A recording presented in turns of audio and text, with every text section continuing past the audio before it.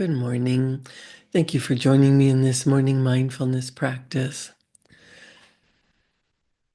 Bob Proctor talked about there being one source of supply, and you never had to worry about where your good is coming from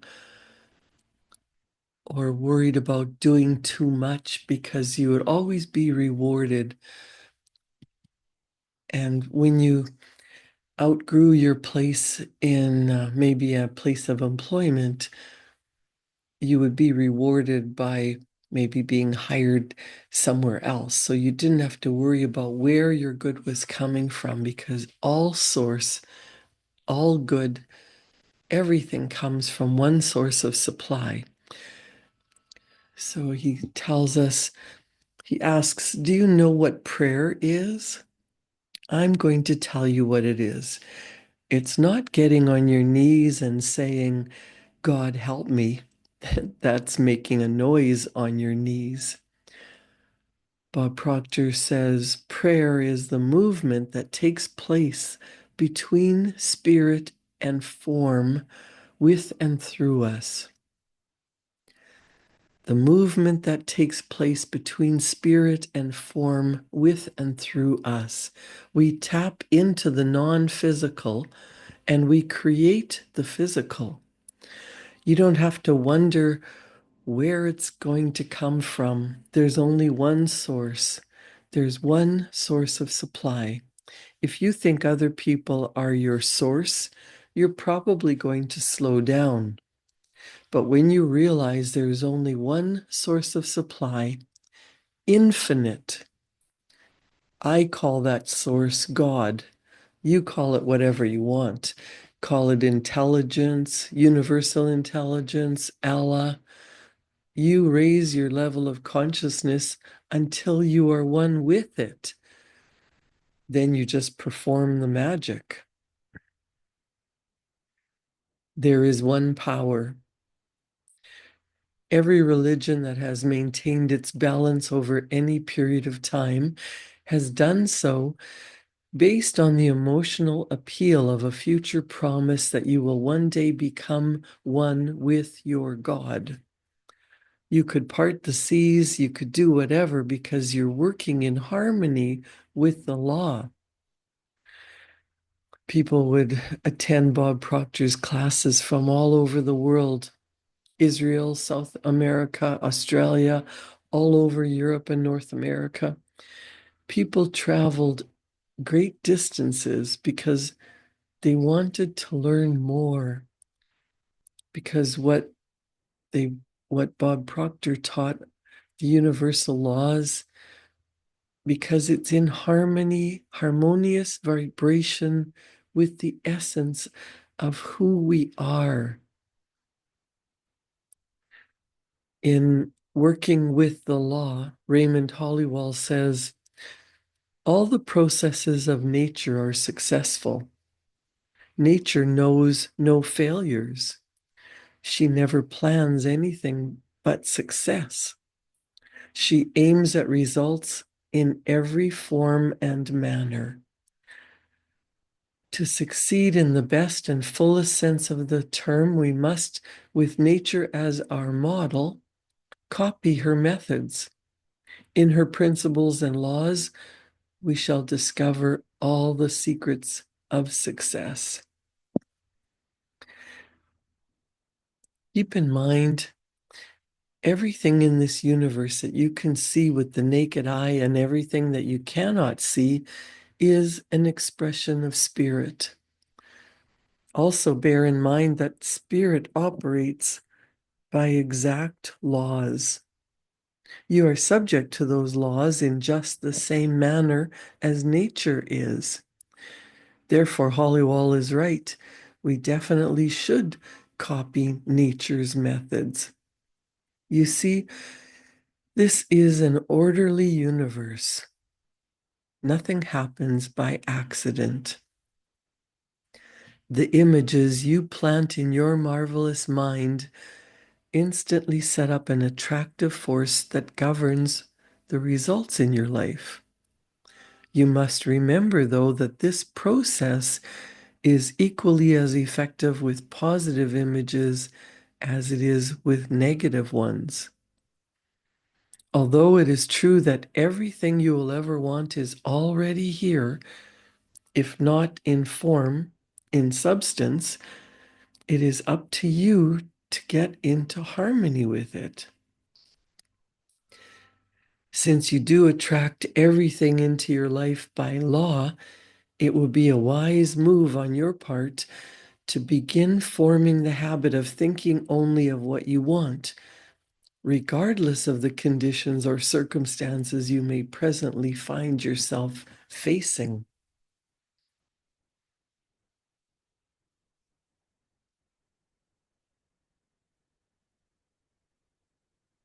Bob Proctor suggests that we shift from reacting to responding.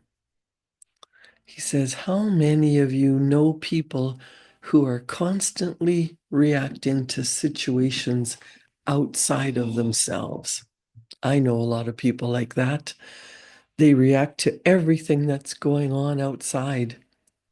They react. If it's positive, wow, they're fun to be around. But if it's negative, Bob Proctor says, put them out to pasture because they're hell on wheels. They react to everything that's going on. They're not in charge of their life. Bob Proctor was teaching children the difference between reacting and responding. He was talking to one little girl who was saying she got in trouble in school. Bob asked her, why? She said, well, it's because she hit one of the boys. Bob asked her why. She said, because he's stupid. Bob Proctor said, well, odds are pretty good that he's not going to get bright for quite a while, and you're going to get in trouble for it. She said, yes. He said, why did you hit him? She said, because of the things he was saying. Bob said, okay, I see. Why don't you learn a new way to respond to these situations? You know, I've been around the park for quite a while, and I found that boys don't mature very fast, and some of them never do. But you're going to be around them, even if you're going to react every time they do something dumb, then you'll be going around in a reactionary state all the time. When a boy acts dumb, why don't you just say to yourself, well, that's sure dumb of him. I'm glad I'm not like that. And then go about your business. You wouldn't have gotten in trouble because you're not going to change his behavior anyway. When you react, you put the situation or the person in control of you. When you respond, you stay in control. That's the difference between reacting and responding. That's not a big deal to learn, but I'm telling you that when you learn it, it is a big deal. Well, I think if the universal laws can be explained to a child, I'm sure an adult, someone who's in their 40s, 50s, 60s, 70s, you can learn to understand you don't have to react to everything that's going on around you. We have a conscious mind. The conscious mind thinks in pictures. You think. You can think dreams and you can impress those dreams upon your subconscious mind. So the picture that you hold, you impress upon your subconscious mind. That idea then is expressed through the body into action. The action sets up a reaction. See, the law of attraction is actually the universe reacting to the energy that you're in. And the action reaction alters the conditions, circumstances, and environments, or in the vernacular, what we call results. That's the process. Let's go back over it again. You get into a relaxed state of being. You think about something that you really want. You build a picture in your conscious mind. Your conscious mind is your educated mind, your thinking mind. But that's only 2 to 5% of who you really are. You build your dream in your conscious mind, and then you take that dream and you get emotionally involved with it. Your subconscious mind is that emotional part of you. That's the 95 to 98% of who you are. You let yourself get emotionally involved. You actually feel it all happening. That will change your emotional state. Feeling is a word we invented to describe our conscious awareness of vibration. That feeling or vibration is expressed in action. The action sets up a reaction. The action reaction then alters our conditions, circumstances, and environment in our life. So, what do we want to understand? We want to understand that our results are simply the conditions, circumstances, and environment in our life. They're caused by what's going on in our mind. The reaction is actually the attraction.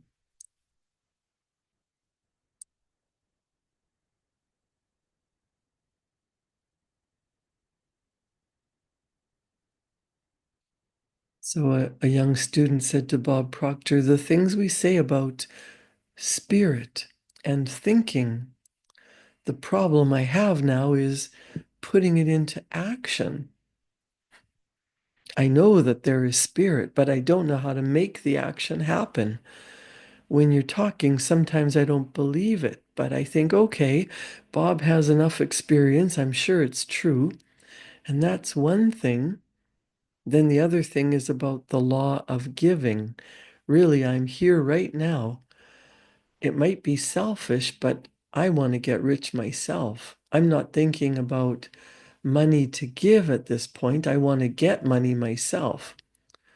Bob Proctor would say, well, why do you want it? I want to enjoy it. How are you going to enjoy it? My lifestyle, my family. Bob would say, well, now wait a minute. It's for your family. What are you going to do with the money? Are you going to give it to your family? Let's stay with this for a moment. Let's suppose you earn all kinds of money and you just keep it in your room in a drawer, and every now and then you go in and count it. You don't share anything with the family. No, get out of here. I'm not going to give it to you. You'd be a pretty miserable old person pretty soon, wouldn't you? And the student would say, well, we could buy homes, we could buy houses. Bob Proctor would say, well, you want to save some of those things and share it with them. Sure, you won't enjoy it until you do. If you get a new car, you don't really enjoy the car until you show it to somebody. You share the beauty or the comfort of the vehicle with somebody, and they'll say, gosh, that's really nice. You don't really enjoy anything until you share it. Bob says, even if it's a sunset, you could be sitting there saying, Wow, look at that. Isn't that beautiful? But if there's somebody else there with you and you say, look at that, wow, look at that, you enjoy it more, don't you? You should willingly give and graciously receive. It's a matter of keeping things moving, keeping it in circulation.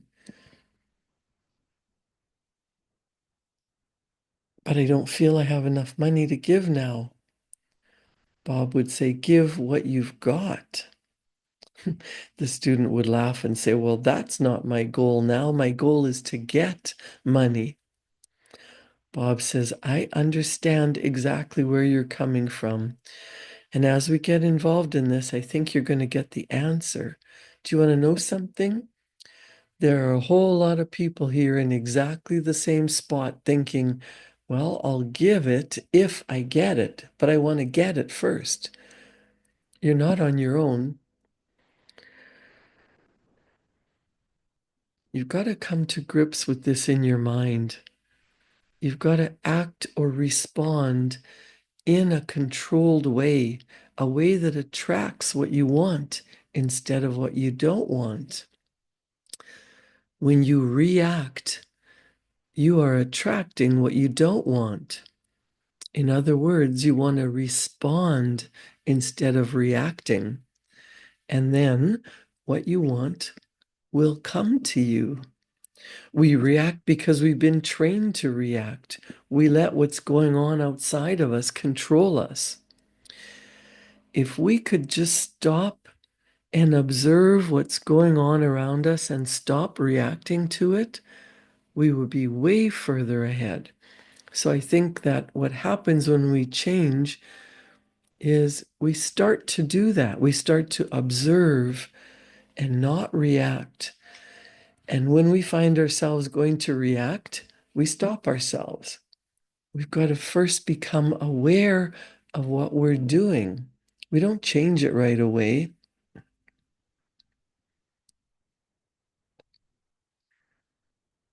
Bob Proctor tells a story of when he was a little kid, and he'd say, are yous coming? If there was more than one, it would be, are yous coming? That was natural for him as a child. If it was more than one, he would say yous, not you. There were 3, 4, 5 of you. A friend of his mother's, they used to go around her house and she would always say, Bob, it's not yous, it's you. So I thought, well, she's really dumb. There's more than one. How could it be you?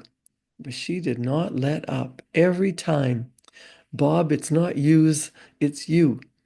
She kept it up and kept it up. And then I got to a point where I'd say, are yous coming? And I'd be aware that I said it. I could hear myself saying it. Bob said, then I got to the point where I'd stop when I was about to say, are yous coming? And I'd say, are you coming? It felt very uncomfortable. And now whenever I hear anybody say, are yous coming? I see my mother's friend. You first have to become aware of what you're doing. You have to become aware that you're reacting to situations. Then you have to stop yourself. Something inside wants you to react. You're going to strike back. You're going to react. You've got to stop yourself from reacting and take control of the situation. Sometimes there will be no reaction on your part at all. You will not do anything. You will take no action. You just observe and let it go. This is not an easy thing to learn, but I'm going to tell you the compensation for learning it is astronomical. It is really good.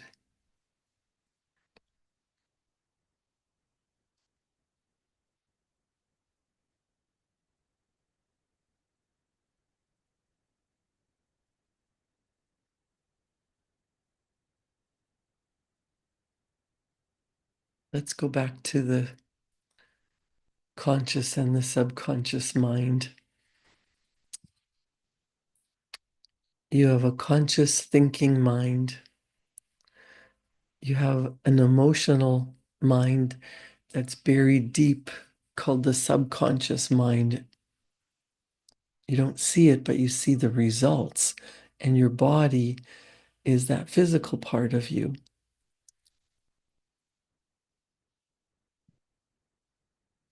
The conscious mind is your intellect. The emotional mind is quite different from the conscious mind.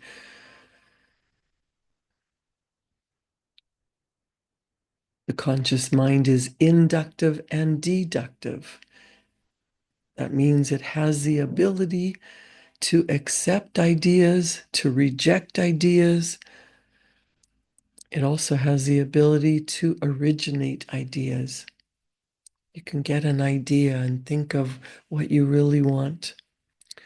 But the subconscious is totally deductive. In other words, it has no ability to reject.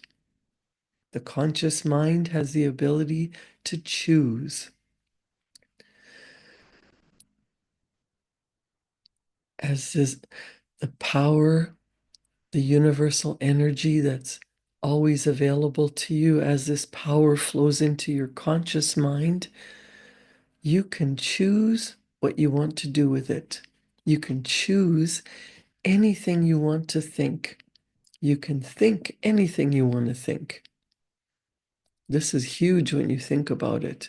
There is a power flowing through you. There are some things you think you have to do. There are some things you think you can't control. There is only one thing you can control, and that's you. You can't control anything else, but you can control your perception of something else. You can control how you respond to it. You can choose to be in control of you. You have the ability to accept or reject any idea. You know, what you hear on TV or from other people, you can reject it. You don't have to accept any of it. When people talk about the economy going down, you can reject that idea. Someone comes along and they point out, well, these are the facts and you've got to pay attention to them. You don't have to pay attention. You can reject it. You don't have to pay attention to something that you don't want to pay attention to. God gave you the ability to choose. When you reject some of the outside influences, you have the ability to originate a thought. If you could see a beautiful power, it's flowing into your consciousness. It's like a funnel, it's flowing to and through you. When it flows into you, it has no form. It's pure, unadulterated, creative energy that's flowing into your conscious mind. You have the ability to choose. Whatever you choose and you impress, your subconscious mind must accept. It has no ability to reject. Your subconscious mind is totally deductive. Now, here's a point you really want to try and grasp.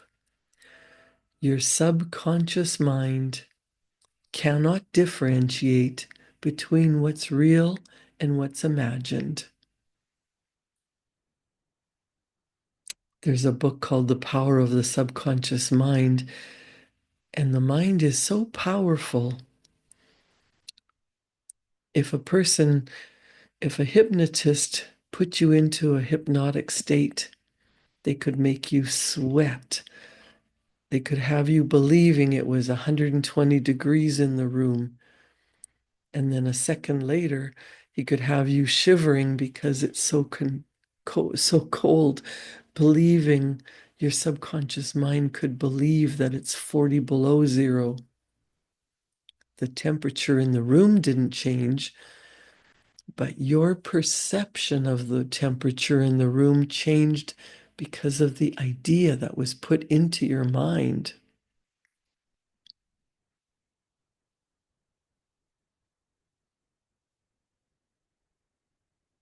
Bob Proctor says, I could turn my body as rigid as a table. It's called catalepsy or catalepsy. I'm not sure.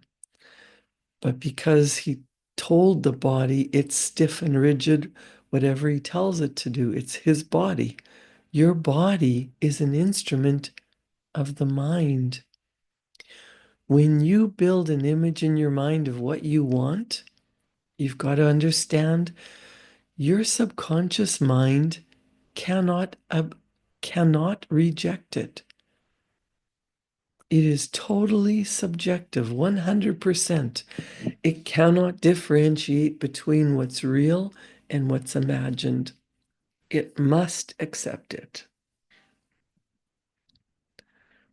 There is a power. It is flowing into your consciousness. And whether you get the newspaper, the radio, the TV, streaming reports, whatever it is, you name it, they're all flowing into your conscious mind. You have a reasoning factor. Reason is one of your intellectual faculties that gives you the ability to think. You can say, I'm not going to accept that bad news. I'm not going to think that. I'm not going to listen to that. You could just reject it. But instead, most of the time, we let our minds be wide open when this stuff comes along. We don't even reason with it. We just leave our mind wide open and it goes directly into our subconscious mind. Why do we do that? Because we've been programmed, and that's where our paradigm is.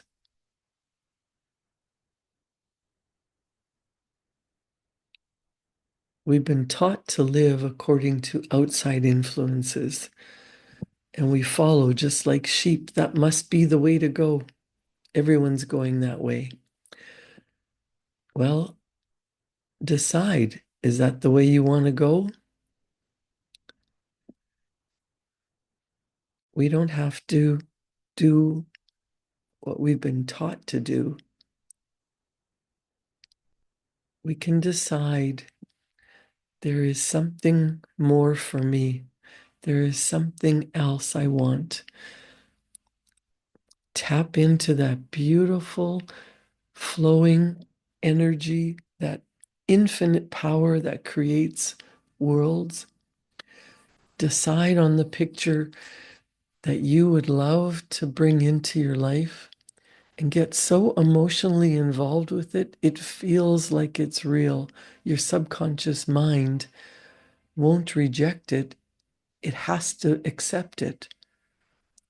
But it takes getting emotionally involved and repeating that feeling until your body just naturally follows. It just naturally takes action. You can become wealthy, happy, joyful. You can have whatever you want, but you first must get clear on a picture of what do you want, how you're going to feel. Pretend that you're there already. Get that feeling through your entire body. Get every cell of your being vibrating in harmony with the picture that you want. And the more often and the longer period of time you spend doing that, you get ideas that come from the universal intelligence, from your higher self, from God. And then you act that way. You create, you respond. ideas that you send out into the universe and get emotionally involved with are attracted back to you to create the life of your dreams. It just works that way. Create a wonderful day. Thank you for joining me in this morning mindfulness practice. Practice being in the emotional state that you want, and everything you want will come to you. I'll see you back here tomorrow morning at 7. Thank you.